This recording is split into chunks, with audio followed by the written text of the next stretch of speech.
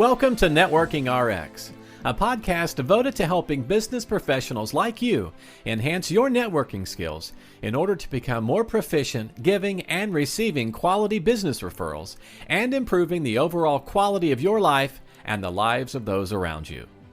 The Networking RX podcast is a production of AmSpirit Business Connections, an organization whose mission is to empower business success through networking.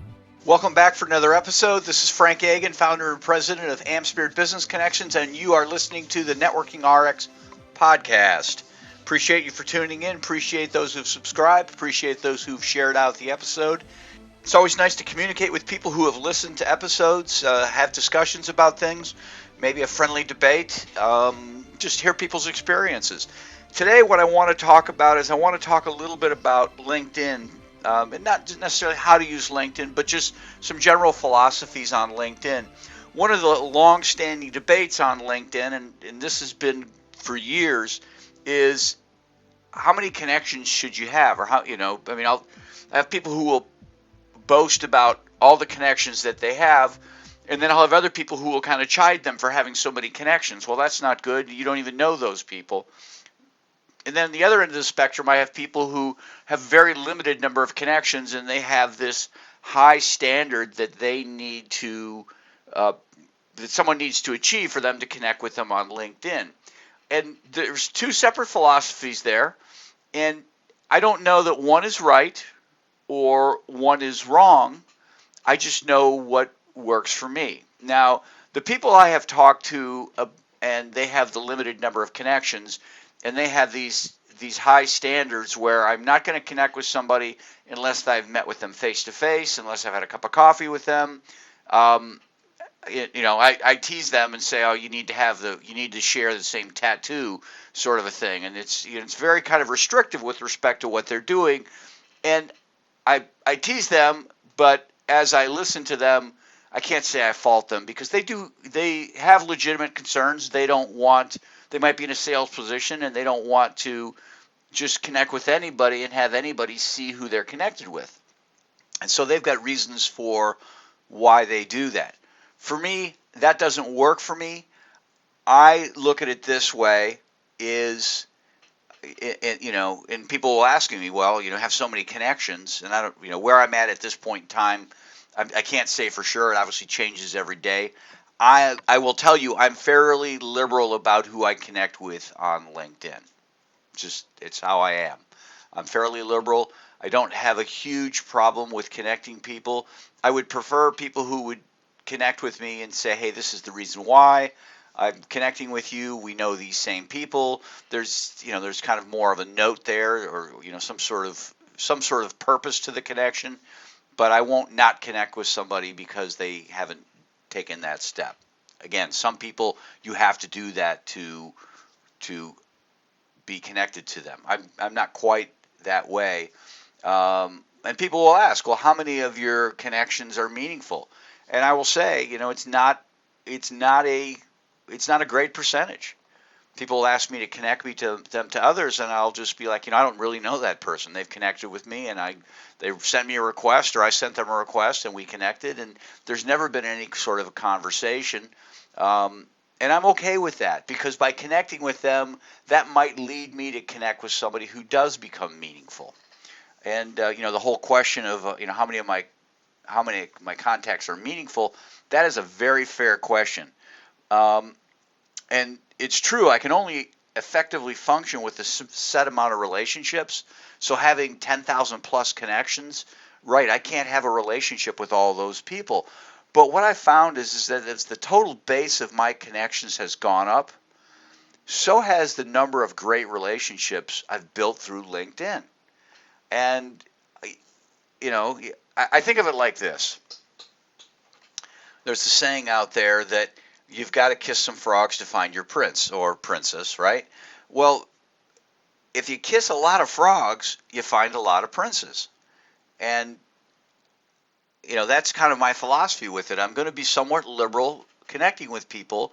And the more liberal I am, the more good people, the more great relationships that are going to come from that.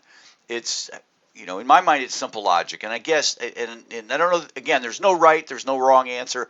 But that's sort of my justification for how I operate on LinkedIn. And I will be the first to admit that a lot of people I connect with, I don't say are a waste of time, but they're not meaningful. When I connect with people, if I reach out and I connect with people, one of three things, well, maybe four happen. One, I'll send a request to something and nothing will happen. They just ignore it. They don't see it. I don't know, but nothing happens from it. And that's the first kind, and that's fine. There's no harm. There's no foul. I can, at some point, what I'll do is I'll go through and I'll search, or I'll go on LinkedIn and I'll look and see all my invitations that weren't accepted. And when a certain amount of time passes, I'll just rescind those invitations. Either they're not active on LinkedIn or they've got a high standard. Whatever the case, they're not connecting with me. Fine. The second sort of person might be someone who just connects with me and that's the end of it. They're not looking to kind of build any sort of relationship, and they just connect and it's done. Now, a lot of those people I will respond to. I try to respond to everybody I connect with and just say, hey, great connecting with me. Tell me about you. Would you be interested in a conversation? I try and look at people's profiles and suggest things. For example, I connected with somebody sent me a request, and they produce movies, and I was really interested in talking with them just because that's something that's so unique. And I reached out to them, and they didn't respond for whatever reason. And maybe they didn't see my note to them, and that is entirely possible. I find that using the messaging system on LinkedIn can be somewhat cumbersome, and when you get a lot of notes, when you get a lot of people accepting connections, things tend to get buried, and you could lose things. I tend not to lose things with email because if I see something notable, I can flag it, set a reminder on it so it doesn't get lost. I'll go through spam periodically, but spam filters are really good anymore, and good stuff doesn't necessarily get in there. I've got more of a problem of junk getting into my regular folder. But that's a whole other conversation. But at any rate, on LinkedIn, things can get lost. And so my note to that person may have totally gotten lost. So we have people who just don't do anything with my connection requests. We have people who accept them, and that's the end there is no conversation. There are some people, it's not a great percentage, but there's a notable percentage that will respond, and it's like I send them a request or they send me a request, and once we become connected on LinkedIn, it's like they have a license to pitch to me. I'm not a fan of that. I think that's just poor form. It never goes anywhere. I wonder if it goes anywhere for them, or if they just spend their days doing that, just thousands and thousands of people hoping to make that one sale, or maybe they end up making that one sale, but it just seems like a lot of work, a lot of rejection. It's probably worse than cold calling, just going on and on and on. And I will often just ignore those. A lot of times I have a canned response I print up. I'll just cut and paste it in there, basically saying this is not, it's not I don't do business like this on LinkedIn. Just because we're connected doesn't mean I know you, like you, and trust you. I don't say that, but more or less that's what I'm saying. I'm just, I'm not comfortable. I'm not comfortable just I don't need a coach just because I've connected with somebody on LinkedIn. I'm not crying for help. I don't need to buy leads. I don't need your system. I don't need to get into cryptocurrency just because we're connected on LinkedIn. And I tend to dismiss those people and ignore them in time.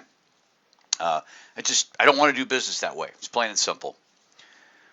But there is a percentage.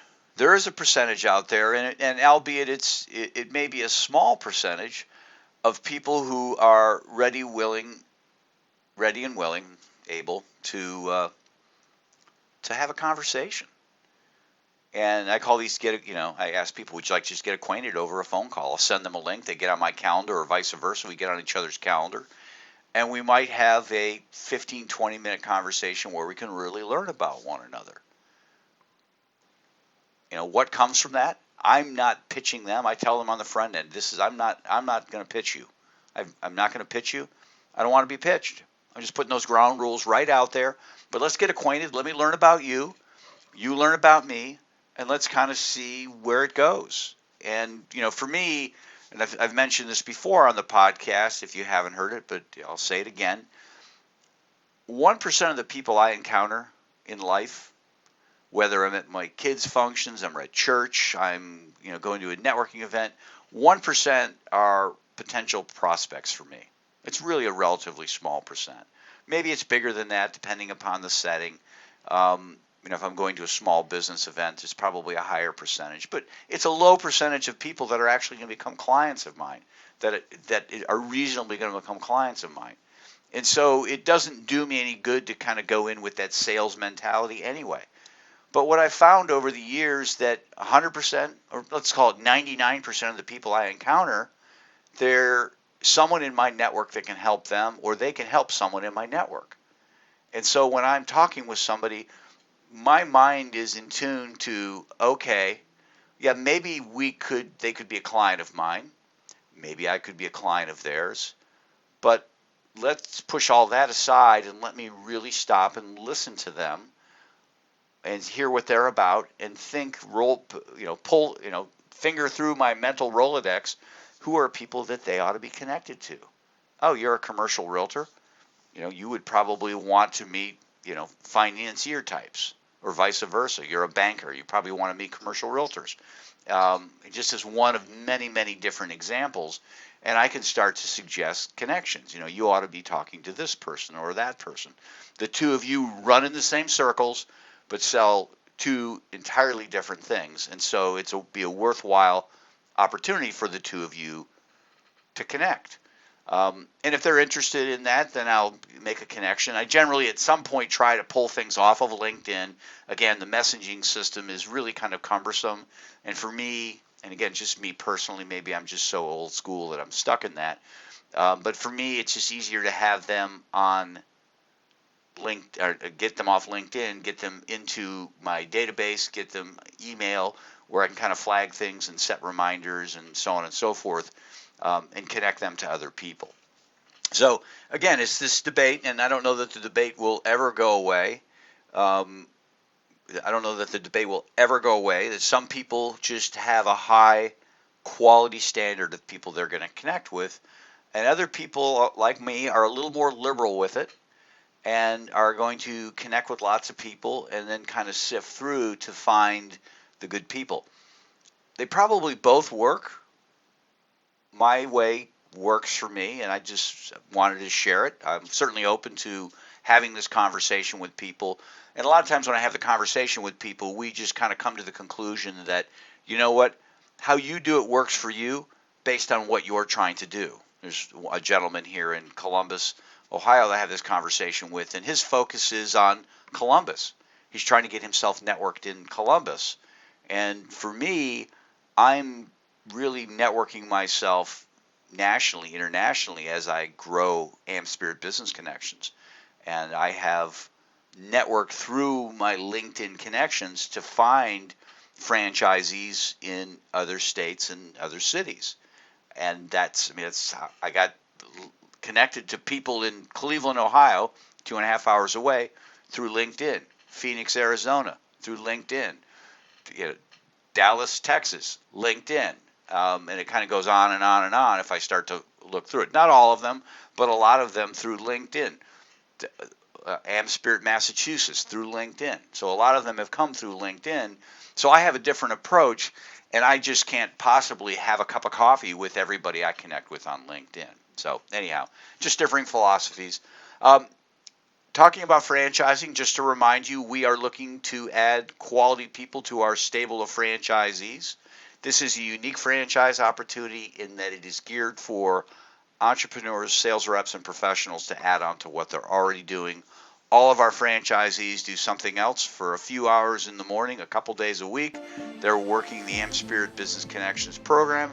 The rest of the week, they are entrepreneurs, sales reps, professionals. They're coaches, they're consultants, attorneys, accountants, realtors, coaches, kind of runs the gamut, professional speakers. And this dovetails really nicely with what they're doing because it allows them to continue doing what they're doing, but building a network through AmSpirit Business Connections actually feeds that other business. So if you're interested, shoot me an email. My email is in the show notes, or we will provide one at the very end of the podcast, which is right now. Thanks for joining us on the Networking RX podcast. Please put what you've learned into action today and let us know if you have questions, comments, or ideas for future topics. You can email them to us at podcast@amspirit.com. That's AMSPIRIT.com. Finally, so you never miss an episode, be sure to subscribe to the Networking RX podcast through iTunes, Overcast, or however you receive your podcasts. Now get out and network with someone. The Networking RX podcast is the copyright production of AmSpirit Business Connection. All rights reserved.